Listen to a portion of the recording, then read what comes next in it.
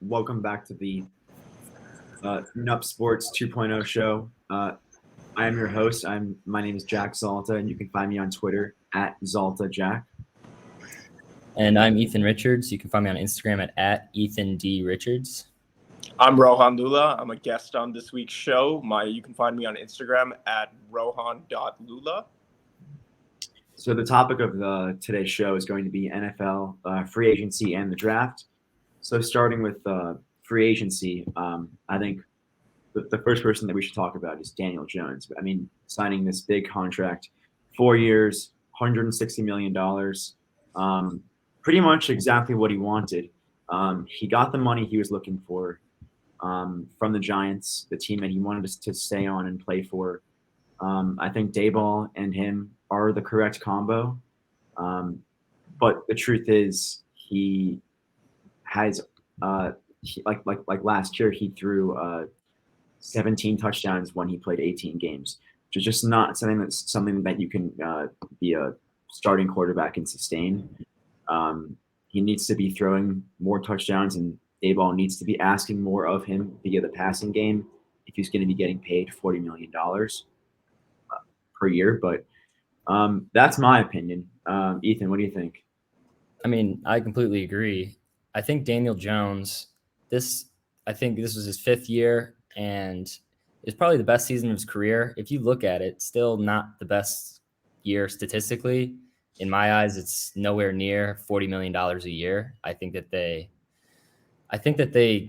tasted playoff success, and they're going to do anything to try to hold on to that. So they would pay him pretty much anything. I think that wasn't really the smartest move. I mean, you mentioned doesn't score a lot of touchdowns. He can make plays, but he's not going to win you the Super Bowl on his own. He needs help. He needs some good receivers. I think overspending like that, they also franchise tagged Saquon, which I was also surprised at, but I think it's gonna be hard for them to bring back some offensive weapons. And yeah, I mean, he just doesn't have the best ball security either. Turns the ball over a lot. I saw a stat the other day. He has, I think, 50 career games and maybe like 42 fumbles.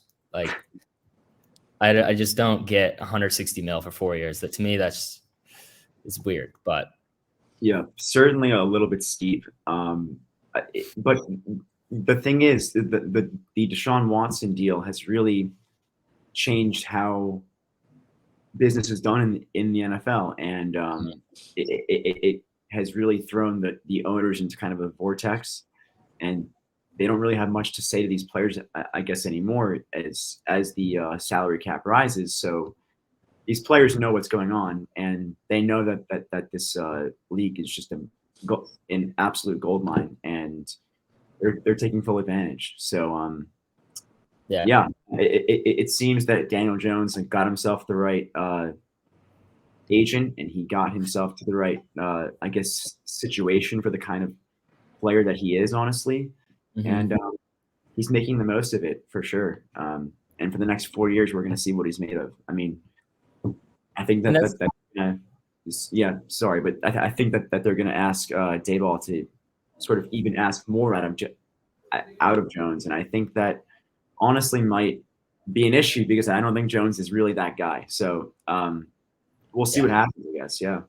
Yeah, I think it's super interesting. I think that the quarterback market is super inflated right now. Every team is looking for, some sort of stability within the quarterback position. But I feel like in the games I saw Jones play, he became a really good rushing quarterback. I think that, he was so able to maneuver around defenses. And you could really see him peak a little more in his game this year. I think that another big thing this season was that the Giants really don't have that many receivers. I think that receiver issue is really big for that team. They traded Tony, who they recently drafted. And I think that they do need a better receiving core in order to get things rolling, like long term. I do think franchise tagging Saquon is a great decision. You have to keep those two going if you're the Giants. I feel like Saquon is the face of your franchise. And, you do need to expect Jones to get more out of his game in the next few years. Yeah, I think it's definitely a gamble for the Giants. They're kind of investing in the Jones stock, and they're hoping it'll keep going up. Oh yeah, exactly. Yeah, certainly. Although I do think that someone who has, I think, more weapons who just signed also was Derek Carr. And I think actually in New Orleans, I think he's going to work well because although the signing caught everyone kind of off guard, I think everyone, at least myself, I thought he was going to the Jets. I thought that the Saints were probably the fourth or fifth option on his list, but apparently they were not, and they were his first, and he's going there. So he was honestly the first to sign out of everyone. So it's interesting, but I think it's going to work with Chris Olave, Michael Thomas coming back hopefully from injury and playing better, and I think you have a star player in Kamara who receives and rushes the ball at an all-star level. So I don't know. I think that they win the division and make the playoffs via that way, but yeah, they're not too much better than I think 9 wins or 10 wins at maximum, but yeah, I agree. I mean, ever since I think Drew Brees, ever since he left the Saints, they've kind of just been in this like middle ground, like territory where they don't really have like their starting guy. We've seen probably 5 different guys go through there. Taysom Hill's like they use him as a like kind of a Swiss Army knife type player, even though he's a quarterback technically. And Derek Carr, I mean, you could maybe argue Jameis Winston, but Derek Carr to me is the first real quarterback that they've had, since Drew Brees is gone. And like you said, they have Chris Olave. I think he's one of the best talents out of this past draft. I think he's going to be, his stock's just going to keep going up and up and up. Michael Thomas, we've seen that he can do. A few years ago, obviously it's been a little past his prime, but great player still. Alvin Kamara, it's a great offense around Derek Carr. I think he had a great offense around him too in Las Vegas, but he needed to get out of there. They both kind of felt that, it just wasn't working. And I do like this choice for him. I think, like you said, it's a wide open division. Bucks don't know who their quarterback's going to be. Panthers don't know who their quarterback's going to be. So, I think we definitely will see this Saints squad in the playoffs next year. Yeah, I agree. I think they're easily the best team in the NFC South this year. And what I've noticed with the Saints, I mean, going back to when Drew Brees used to play for the Chargers, leaving that team, he struggled for a few years and then went to the Saints and became probably one of the greatest quarterbacks to ever play the game. Maybe we see that with Carr. Maybe we do see a big push in his game. I feel like the Raiders also are very iffy management system. So I feel like he could really shine now on this team and be a leader for them. That he was a leader in whether it's Oakland or Las Vegas, but this could really propel his game to a larger place. Right. Yeah. I mean, certainly this is a new, fresh environment, and the Saints honestly have a good history of being a winning organization. So I think that should help Carr, and it's just a new, fresh, I guess, scent and feel in the entire in every room that he enters in that facility. But one quarterback that hasn't signed yet actually is Lamar Jackson, who was basically tendered to the non-exclusive tag via the Ravens, and basically what that means is teams can negotiate with Lamar Jackson, and if they can come to an agreement, the Ravens have the ability to match the offer or let Lamar Jackson go for 2 first-round draft picks. So what do you guys think will come from that situation? Yeah, I mean, that is definitely all eyes are on Lamar Jackson in Baltimore right now. It's kind of former MVP contract year.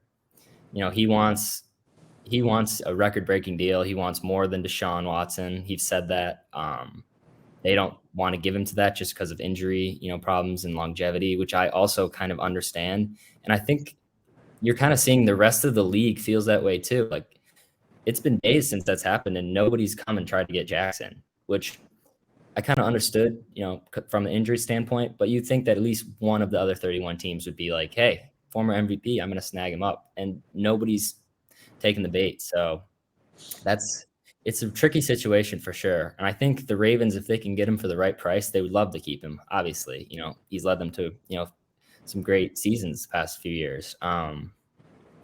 But they don't want to pay him. It's strange. I think that there's a lot of teams that should put their hat in the ring to at least try to get him, but I don't know. I'm surprised he's still out there. Yeah, it is a bit surprising. I do think Lamar Jackson is one of the most talented players to ever play the game. With his running ability, he in fact said that he grew up playing flag football. And if you see his game today, the moves that he makes and the maneuvers, it's like he's playing flag football out there even now. But my problem is that I think he is such an injury-prone player, the way he plays. And the way he carries the ball when he rushes, it's pretty risky, and it does lead to a lot of turnovers. But I do think that Baltimore needs to ensure that they do get him back. Again, he is the face of their franchise and will be. They do need to provide him with more weapons. I don't think Mark Andrews is necessarily enough for him. I just can't see him going anywhere else, and it seems like teams are backing out also right now from trying to get him. So I do think that a deal with Baltimore does end up working out sooner or later.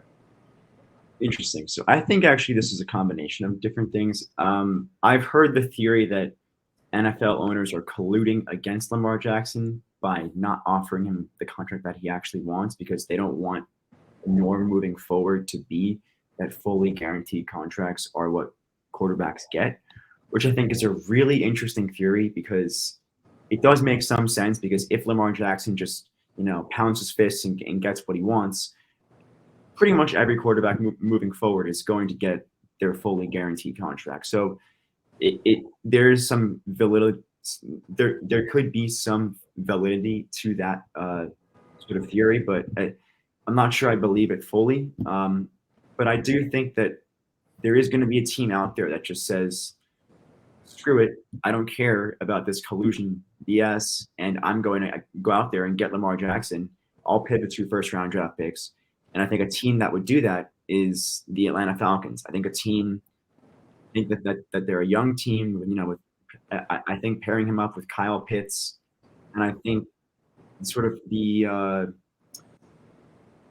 fascination of a running quarterback in Atlanta has been, missed very greatly since Michael Vick has retired. So I think that's a place that Lamar Jackson could land that would potentially pay him all the money that he would ever want. But I think it's a very interesting contract situation, and it will certainly pave the path for the quarterbacks moving forward, which are, Justin Herbert still has to be paid. Joe Burrow still has to be paid. There are these big quarterbacks that are coming down the pipeline that are going to be almost reliant on how Lamar Jackson gets this deal done, I think. No, yeah, definitely. I mean, I think it was Rohan who said that the owners are kind of, they don't want to give these deals because after the Deshaun one, they kind of felt that, everyone's going to get $250 million guaranteed. Doesn't matter whether you're hurt or anything. And I kind of like that the owners aren't really giving in to the players and saying, we're not just going to give you that because, honestly, Lamar Jackson, you can't deny his talent. He's one of maybe the best athlete in the league, honestly, just like watching him play. He's like a video game character. But, if you're missing 8 games a season, you're not even worth the 32 mil franchise tag, in my opinion, It's like when you're getting 8 games of Lamar and then 8 games of Tyler Huntley, Trace McSorley, whatever assortment of backups they have, they end up in the same spot every year where they, maybe make the playoffs. They're right at the border, and then they'll get knocked out first round. So, yeah, going forward, it'll be pretty interesting. But one thing that I was pretty excited about, just because I think that he deserves it, was Geno Smith. He just re-signed with Seattle, got the 3-year, $75 million deal, $25 million a year. And it's just, I think last year he proved that, he doesn't deserve top money. Everyone knows that, but he deserved that contract, I think. And, for a vet to kind of just stay in the league for that long and just fight your way back to the starting position, I thought that was pretty impressive. And I think Seattle made the right move by bringing him back. And now they have some space to bring in maybe some more stars. They got DK out there. A lot of young guys, Rashad or Kenneth Walker, beast. I think that Seattle's, after they made that Russell Wilson trade, everybody thought that they were going to be down and out for a couple of years. But I think next year you're going to want to watch out for them. Yeah, certainly. I think he deserved that. And I think it's good for a player like that to be paid that kind of money. I think it shows that players can be in the league for a long time and players can hit their stride at a different point in their career.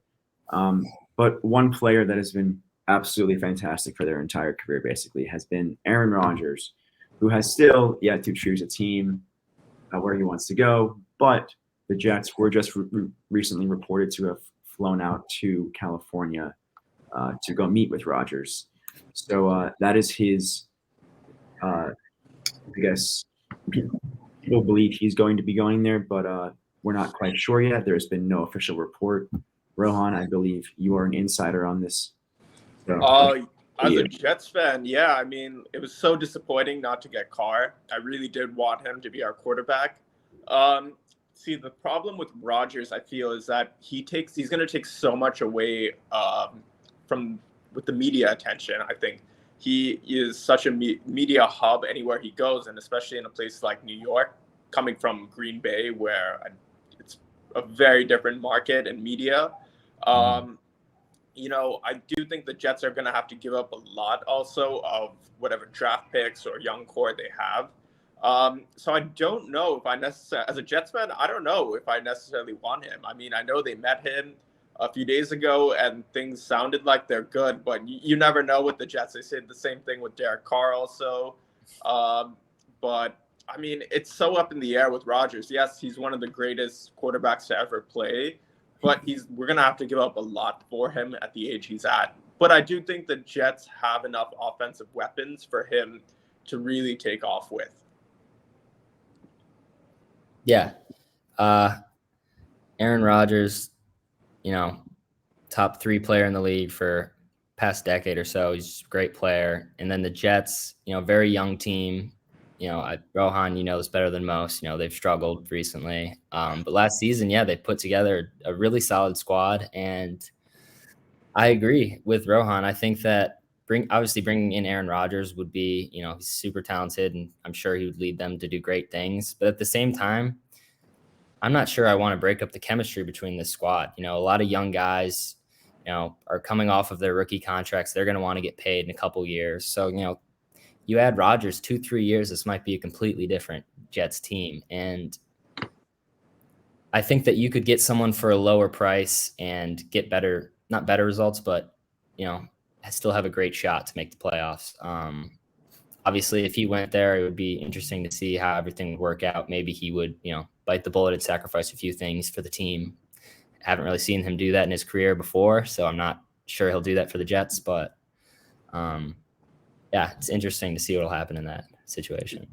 Potentially, yeah. I mean, the Jets are I think it's very indicative of the Jets' Super Bowl odds of being plus 1,800, which puts them at 7th overall in the NFL.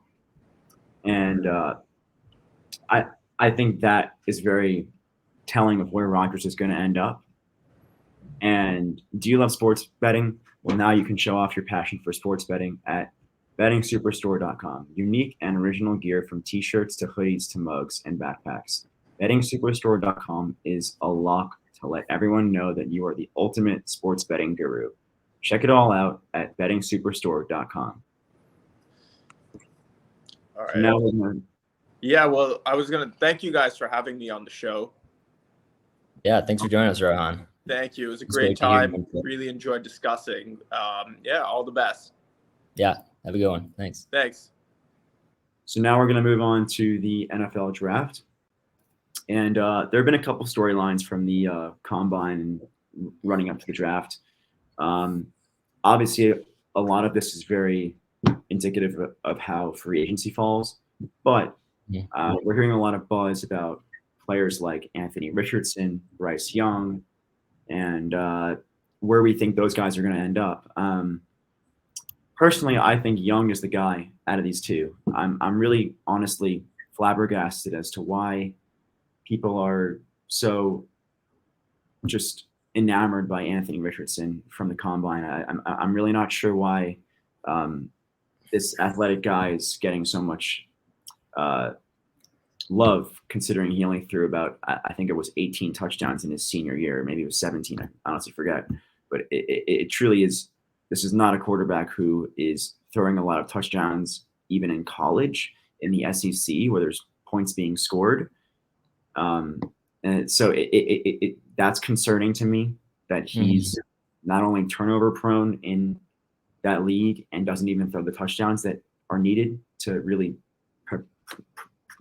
propel oneself to be the number 1 or 3 overall pick. But I think every year there's all this hype about this one guy that I guess people don't really think is going to come out of nowhere and be someone, and then they are actually someone. You know, one year that was Josh Allen, and one year that it could have been, you know, Jamarcus Russell. I mean, it does go both ways, really, because So I guess we'll see, but between the two, I think Young is he's given me the tape that I can say, listen, this guy has made football plays that can win me games. That's kind of the way I see it. Yeah, and I agree. I mean, Young, former Heisman candidate, Alabama, I think when he played there, they probably lost 3 to 4 games in 3 seasons with him as their quarterback. Florida lost 3 to 4 games every year. I think you kind of hit it on the head. You know, Super Bowl was over a month ago. So, you know, all these NFL teams are kind of just sitting around, just bored. And then they go to the combine, and then you blow up the combine immediately. You're, you know, the number 1 pick, apparently. You know, even I wouldn't even put Richardson as my second quarterback. I think CJ Stroud is better. I think he just, there's more football talent. Just, you've seen, you know, he's more of a proven player. I think Anthony Richardson, as far as all the intangibles, he has it, like fast, big, strong, agile, athletic, but that doesn't mean, you know, you're going to be a great quarterback. So yeah, I've seen a couple mock drafts having the Colts or the Texans or anything, you know, trading up to try to get Richardson. I don't think that's likely. I think if we were to see a trade, it probably would be for, you know, Bryce or Stroud.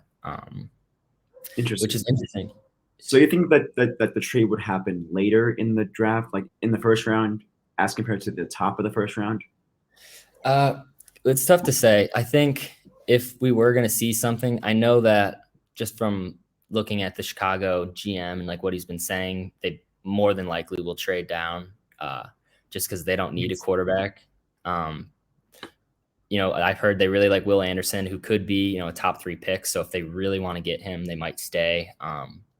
But, you know, they would get a pick swap, probably 2 first rounders and a second rounder out of, you know, falling to maybe the 4th pick. You know, I see Colts are in talks to trade up, Panthers in talks to trade up. So it'll be interesting to see. You know, a lot still has to shake out, but, you know, there's a lot of good quarterbacks in this draft. I mean, even if you go to Kentucky, Will Levis, he's another solid guy. And I think Richardson and Levis will be around maybe more towards the middle or end of the first round, as opposed to being taken right away. But, you know, there's a lot of positions that need to be filled, and it's going to be, I think this draft especially, as in years past, it's not really been as maybe big of hype, but I think this year it'll be an exciting draft night for sure. Yeah, definitely. I'm honestly excited to see who the Giants end up taking. A lot of holes to be filled. Not sure what I feel about Daniel Jones, but I guess the draft will give us as fans a good sense of where the organization is trying to take the team, I think. And I think that's very relevant for most teams, honestly, this year. I think draft night is going to be a big night for teams showing where they're going with their futures. I mean, I think you're going to see teams either go for that quarterback, or you might see teams like the Bears either trade down or even stay there and just take Will Anderson with the first pick. I think that they're pretty set on taking Anderson. unless something drastic changes, which we know to be somewhat true with how the draft goes these days sometimes. But yeah, I mean, we've seen some pretty crazy players go in the top few picks. I mean, we've seen Johnny Manziel go in the first round, who was sensational in college but awful in the pros. So we'll see what happens with Richardson. Sometimes the college isn't exactly for everyone, but I mean, I'm not sure how, if college isn't for you, how the pros will be for you. But you know, I guess time will tell. Those are my thoughts on the draft. Do you have any other thoughts, Ethan? Yeah, like I said, I'm just excited.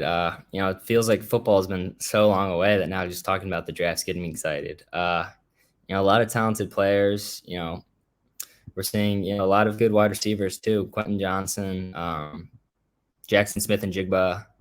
It's a lot of talent on the board. Actually, but one thing I did want to mention was there's been some big headlines coming out of the draft recently as well. Projected top 5 pick, defensive tackle Jalen Carter out of Georgia. So it's going to be interesting to see where he's fallen. He just got apparently reckless driving, and and you know, which caused the death of 2 people, which, you know, that's a very, very big deal. It's a very, you know, high profile player. We heard, you know, the Bears basically said the Bears were really, you know, they wanted him. And then now I think they're, you know, less appealing. I think he'll still go top 10, but, you know, it's very unfortunate timing for him, and obviously just very sad situation. Not stuff that you want to hear about this close to the draft, especially about such a player as talented as him. Yeah, it's truly not a good thing that it's not a good situation. He's a young man that has, or I'm not sure if I should say had or has a bright future ahead of him, and it's sad that something like that has to happen. Let's hope that that family can obviously find some peace and justice is served in that case. But yeah, I guess we don't have much more to say about that until more documents come out and we'll see the story in full. Yeah, time will tell for sure. For sure.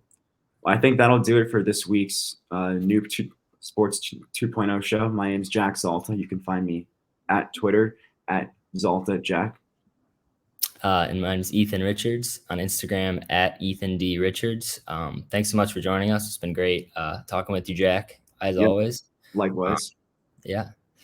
And thanks for joining us today.